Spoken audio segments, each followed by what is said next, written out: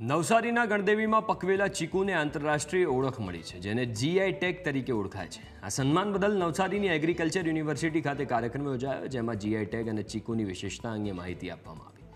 કાર્યક્રમમાં ખેડૂતો અને કૃષિ વૈજ્ઞાનિકો હાજર રહ્યા.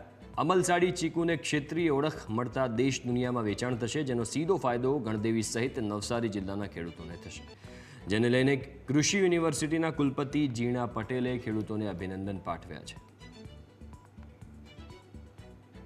2 તારીખના રોજ એ માટેનો જીઆઈ ટેગ મળ્યો છે. હવે અમલસાડી ચીકુનું એક જીઆઈ ટેગથી આ વિભાગના ખેડૂતો માટે ખૂબ મોટો ફાયદો થનાર છે. ખેડૂતો આ જીઆઈ ટેગવાળી એમના ચીકુની જે પ્રોડક્ટ છે એ પ્રોડક્ટને નેશનલ ઇન્ટરનેશનલ માર્કેટમાં રજૂ કરી શકશે, વેચી શકશે અને આર્થિક ફાયદો પણ લઈ શકશે. સૌને મારા ખૂબ ખૂબ અભિનંદન. ખેડૂત મિત્રો માટેનું આ કામ અને મંડળીઓનો અને એમાં અમારી યુનિવર્સિટીનો જે સહયોગ છે અને મેડમનો જે સહયોગ છે એને અભિનંદન અને આભાર માની. અમલસાડ ચીકુને જીઆઈ ટેગ મળ્યો છે.